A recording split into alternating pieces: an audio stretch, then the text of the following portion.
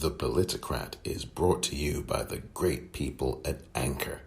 Anchor is such a great place to go if you want to get started in podcasting, and it's easy and it's free. Anchor, marvelous stuff, marvelous. And I'm so grateful to the folks at Anchor for getting me going with The Politicrat. If you want to get going and be heard on Apple, on Spotify, and everywhere podcasts can be, download the free Anchor app or go to anchor.fm to get started. Minneapolis police, they characterize this as a medical incident during police interaction. What was your family told what actually happened? We were told that a police officer had his knee kneeled into my brother's neck while he was handcuffed to the ground.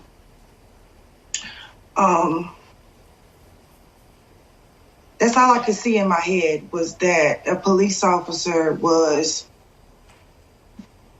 putting all his might into my brother's neck to where he could not catch his breath. He could not breathe. And to see your brother, he's telling police officers that he can't breathe. Very, very distinguishable. You can hear him say, "I cannot breathe." And to watch their use of force seemingly go unchanged. What is your reaction to that? It's wrong, period. It's wrong. I don't understand how someone could possibly let an individual go out like that. He's yelling. He's telling the officer he can't breathe. I'm just imagining all this in my head because I have not watched the video. It's very, very devastating to see those guys do my brother like that. So everything that I'm being told, I'm just imagining it in my head. And it's very heartbreaking. Very, very, very, very heartbreaking. George Floyd. The killing of George Floyd. The murder of George Floyd by Minneapolis police is the subject of this edition of The Politicrat.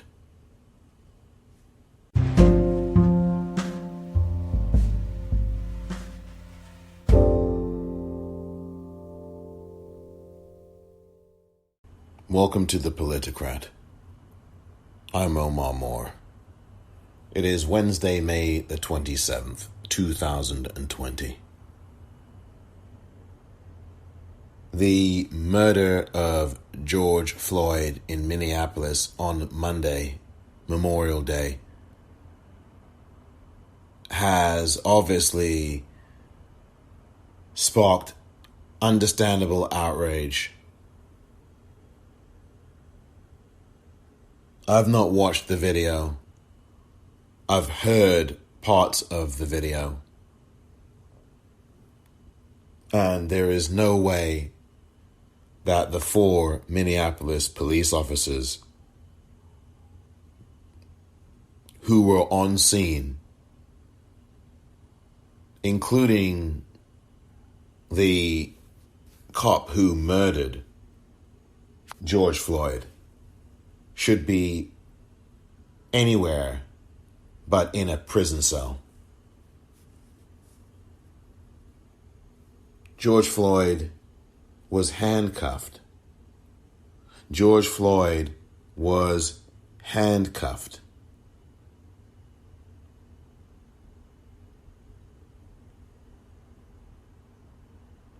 And Derek Chauvin, who is a racist, wearing hats like "Make Whites Great Again," so he's obviously a Trump supporter, was the coward, was the murderer was the killer who for 10 minutes had his full body weight pressed it into his knee and pressed his knee downward for 10 minutes into the neck and the throat of a handcuffed George Floyd who was on the ground, pleading, "I can't breathe. Please, I can't breathe," for 10 minutes. All of this was caught on videotape, was caught on cell phone video. There is no defense. Even the standard bearers for defending killer cops, the Fraternal Order of Police, did not make any public statements on the record, certainly not on video. You would have heard from them had they done so. Even they can't defend this. No one can defend this because it is indefensible. George Floyd was doing nothing. George Floyd, when the police caught up to him for some supposed forgery, an attempted forgery, that is what we're being told. An attempted forgery.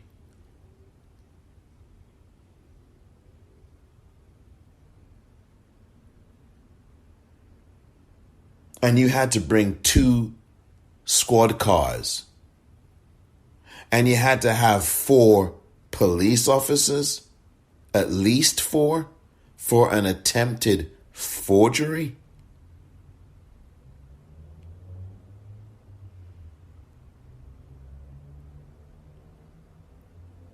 And you have a crowd of individuals standing there watching this, standing there videoing this with their cell phones. There are multiple videos.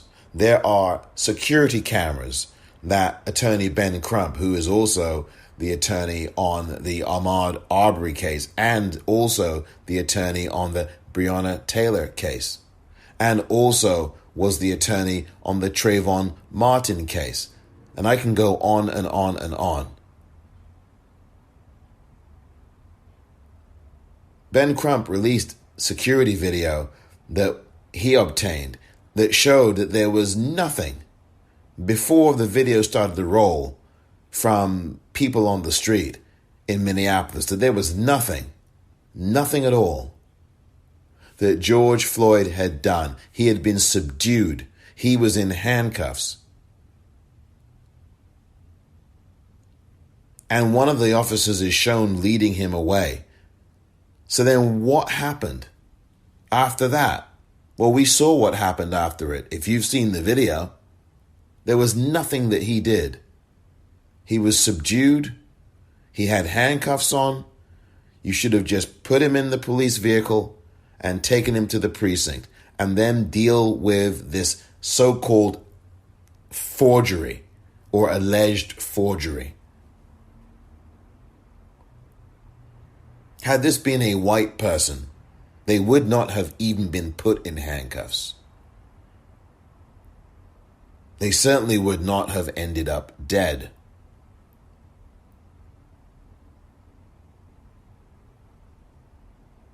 There was no resisting of arrest. There was no resisting of anything. George Floyd was on the ground, and he got there because police put him there. And for 10 minutes, a racist cop, a racist white cop,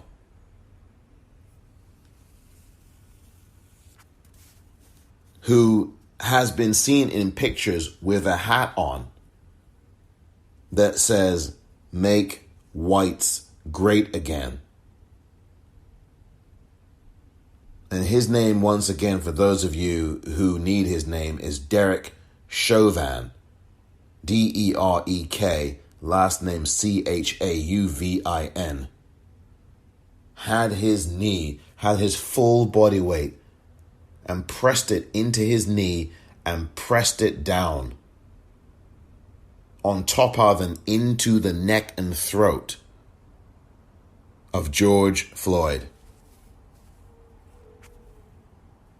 This was an assassination. This was a lynching.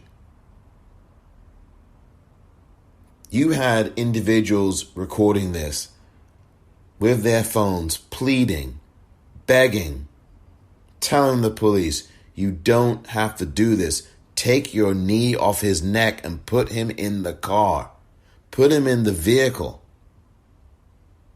Derek Chauvin ignored that.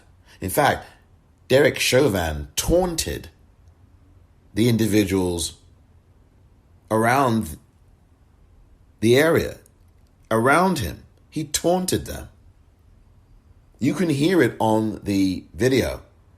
And like I say, I've only heard parts of the video. I've not heard all of it. I am not going to watch it. I don't need to see videos. I've had enough of videos. What I want is justice. And I hope that that is what you want as well. It has been an open season on black people where the police are concerned for hundreds of years in America.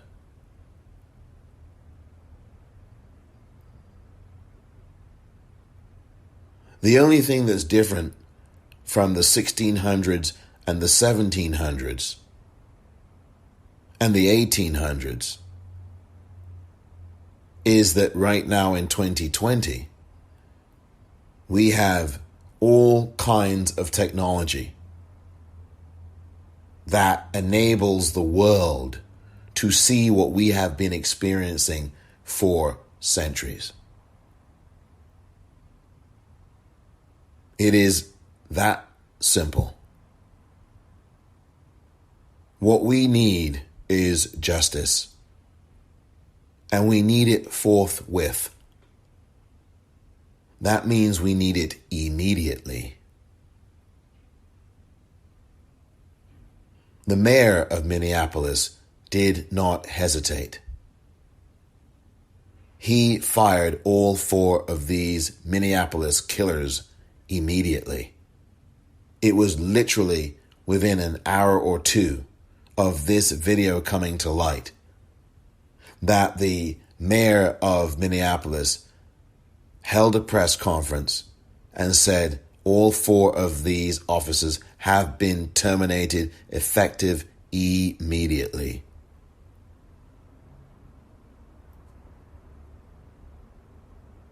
That was the right thing to do. But it is only just the start. And what should also have happened immediately is arrest. All 4 of these killers should have been immediately arrested. From what I am told, the video is over 10 minutes long. And from what I have heard, because I've not watched the video, I've only heard parts of it, because I refuse to watch it.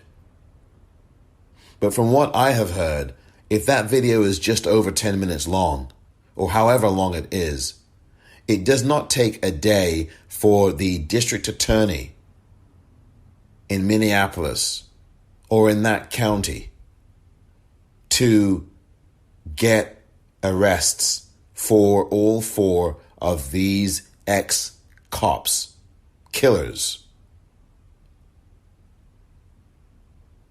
The pressure must be brought to bear on anybody who would take the life of a black person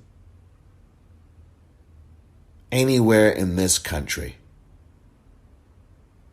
I, for one, and I know a lot of you listening, are tired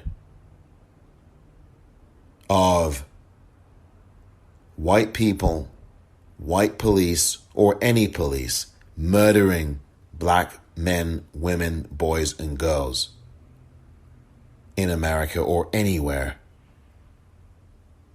Black people minding their own business and living their lives. White people do not get treated like this. You know that. I don't have to keep telling you, if this person were white, then that would not have happened to them. And I've said it already in this episode.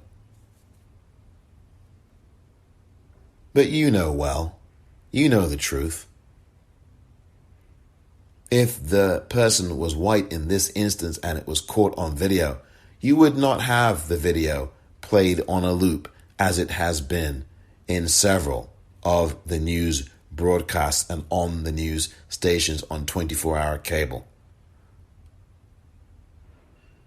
This is a man's life that was taken. This is not for spectacle or titillation or amusement. The media must do a whole lot better than they have.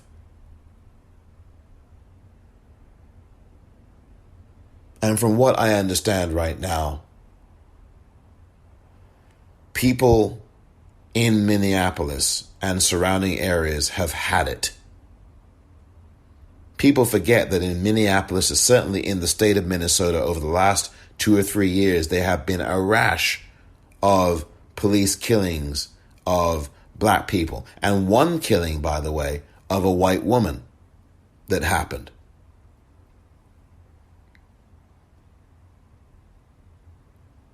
That killer cop was finally shown a jail cell. He was shown a jail cell, quite frankly, not even a question of finally. He was shown a jail cell in quick order, swift order. And that's the way the wheels of justice should turn. For everybody. Not just for one white person who was killed. You judge a country, a government, a society by the way it treats the most vulnerable and targeted individuals in the society, in the country. And as far as the United States is concerned, the judgment is damning. I have not watched the video. It's very, very devastating to see those guys do my brother like that. So everything that I'm being told, I'm just imagining it in my head. That was Bridget Floyd, the sister of George Floyd. That was her talking to Michael Strahan on Good Morning America on this Wednesday. That was today. And the previous clip was from the same program, Good Morning America. It again was Michael Strahan speaking to Bridget Floyd, the sister of George Floyd. Understandably, she has not watched the video. Why should she? Why should she watch the video? Understandably, she has not watched the video. And why should she? What must happen now is that these killers must be arrested summarily. That is how you begin to proceed down the road to justice. This is what is supposed to happen. This is what would happen if you had 4 black people committing a crime like this, and it was caught on video, and one of those people had his foot and his knee, or rather his knee, into the neck of another individual, killing that person, you would have instant arrests. That must happen here. And I want to say this now. The news has come, at least over the last few hours, that there has already been some unrest. People are not having this. There is news already of clashes between police and protesters and other demonstrators in Minneapolis, in and around the area. Which, of course, quite frankly, is the last thing that anybody needs. But the anger and the outrage is completely understood, and it is needed.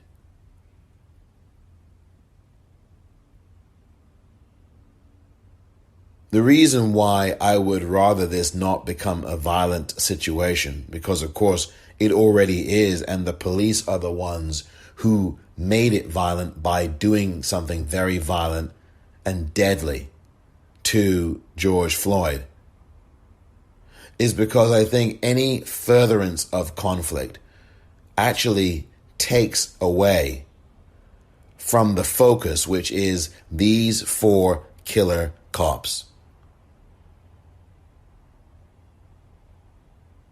Now, I do not know if there's been any provoked violence by the police, because the police have certainly provoked any kind of reaction with such a blatant murder and execution of George Floyd. There is no doubt in my mind that the police murdered George Floyd, and there should be no doubt in your mind that police murdered George Floyd. Derek Chauvin murdered George Floyd. And you had the other cops standing around, one of them just standing implacably, staring into space, standing there with his black gloves on, like the executioner.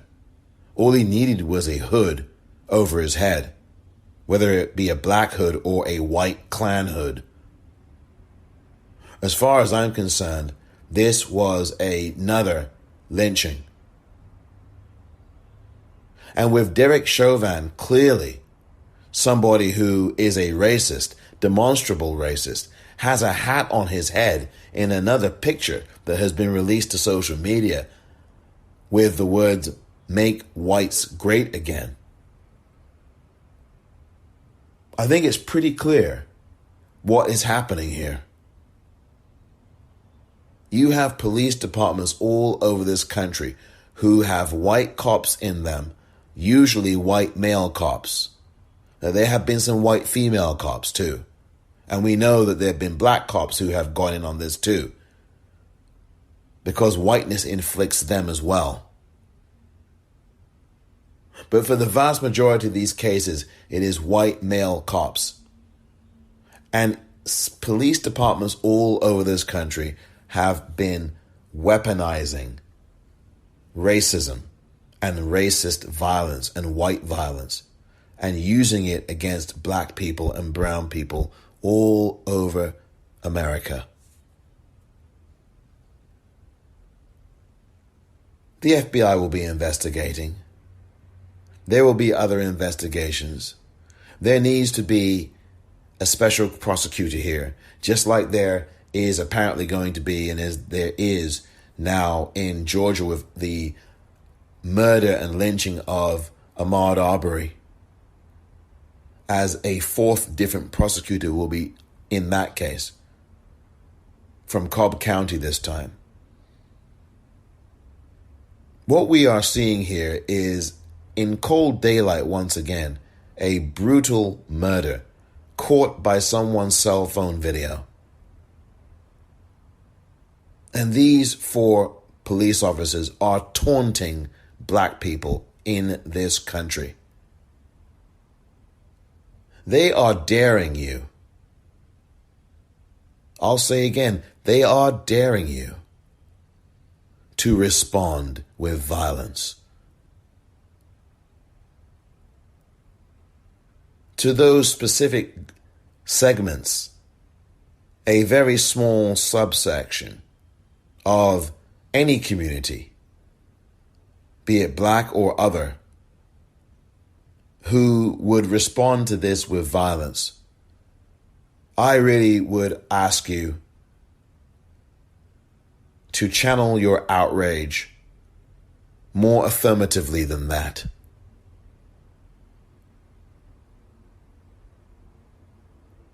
We must demand justice. We must put the pressure on any public official in Minneapolis. We must get more and demand more from the senators of the state of Minnesota. That means Tina Smith, and that means Amy Klobuchar. And Amy Klobuchar's record dealing with incidents involving black people or allegedly involving black people has not been a good track record. That's a whole nother topic. She's currently in consideration as one of the individuals being vetted for Joe Biden for his vice presidential pick. And quite frankly, I would urge Joe Biden to quit that notion. Amy Klobuchar has not had a good track record as a district attorney, as a prosecutor specifically. More to the point, she may have been a DA. I don't know. I don't even remember specifics on that. But I do know that Myron Burrell should not be behind bars, particularly since he did not do what Amy Klobuchar had prosecuted him for, and then used the murder of a young black girl in her TV commercial for her campaign for Senate back in 2006, when it was clear that the young black man that she put behind bars had not done this, was an innocent young man. And he refused to take a plea deal. I'm not going to plead for anything. I'm not going to serve time at all for something I didn't do under some plea agreement where I have to admit to something I did not do. And so Myron Burrell has been in prison for something like 20 years. Almost 20 years now. 2006, 2004, whenever it was. He's been in prison for about 20 years, actually. Maybe 2002 or so, or 2003. Whenever it was, he's been in prison now for almost 20 years. Because he is innocent, and he has made repeated claims of innocence. He has said it over and over again, and he said he's serving time for that young girl because he doesn't want to actually make the case for something that he didn't do, and he knows he didn't do. So he's dedicating that time to the memory of that young black girl, with the real killer still out there. Minneapolis and Minnesota have its problems. They have their problems, I should say. They have their problems.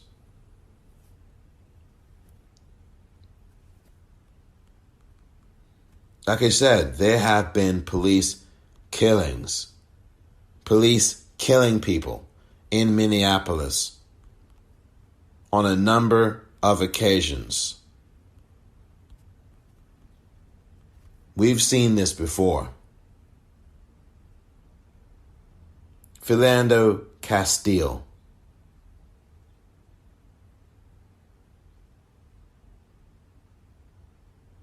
People have already forgotten about Philando Castile. He was acquitted. The killer of Philando Castile was acquitted. This is 2017 in St. Paul, Minnesota. Just outside St. Paul, Minnesota.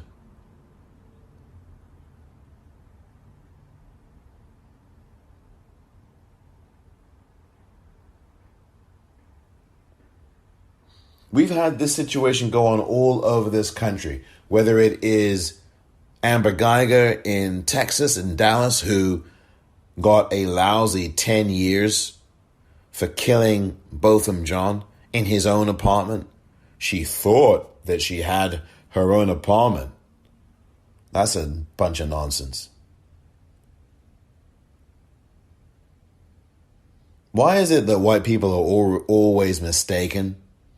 And they claim that they thought that they were here and thought they don't have very good, the people who do this who are white, they don't have very good senses of direction, do they? Which is why they should not be police officers then. If you've got so many cases all over this country where white cops are saying things like, well, I feared, I thought,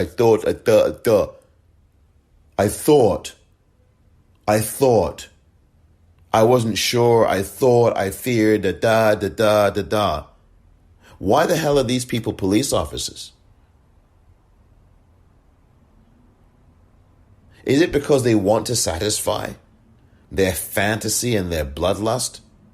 You have a lot of people who are very unstable who are on police forces. It is well known amongst people in the policing community that they hire sociopaths and psychopaths to do these jobs. Psychiatric evaluations? Are you a psychopath? Come on down. You fit the bill just fine. We'd gladly have you on our force. This is what happens all across America. Whether it is Amber Geiger, whether it is Betty Jo Shelby in Tulsa, Oklahoma, whether it is Daniel Pantaleo in New York City in Staten Island, whether it is Derek Chauvin in Minneapolis, whether it is the cop that killed or at least accosted Sandra Bland for a failure to turn signal, who has never, ever, ever failed to put on a turn signal? Who has gone their entire life driving and has always had their turn signal on when they turn?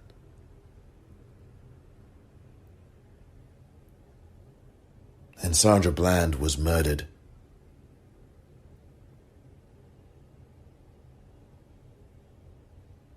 I can name many, many other cases. The police officer that shot Tamir Rice to death on sight after seeing him for literally 0.2 seconds. The cops in Cleveland who shot a black couple in their car over 130 times. 130. And they didn't get convicted of anything.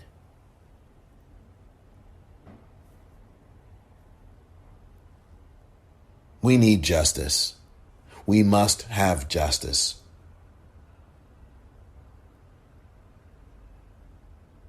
Black people are finding it harder and harder to trust anything that is government related in this time when you have someone in the White House who is who he is, a stone cold racist psychopath, a sociopath, and a very difficult time being expected to trust the engines of the criminal justice system when for centuries it has stabbed them in the back. We have been stabbed in the back too many times. We've been stabbed in the front too many times. We need justice. And we demand justice. And we demand it now. I have boys. That's very, very scaring for me. That could happen to them. So I need for those guys to know that what they did was just uncalled for. Someone could do their kids like that. It could happen to anybody. Raising boys coming up in this generation is very hard because you never know what could happen when they walk out the door. They're small kids right now, but one day they're going to be adults. They're going to be out here in this society, and they need to know what's right and what's wrong. They need to know how to defend themselves, how to stand up for themselves, how to talk for themselves. Because if I don't teach that to them, this world, this cold, cold world would take over my babies.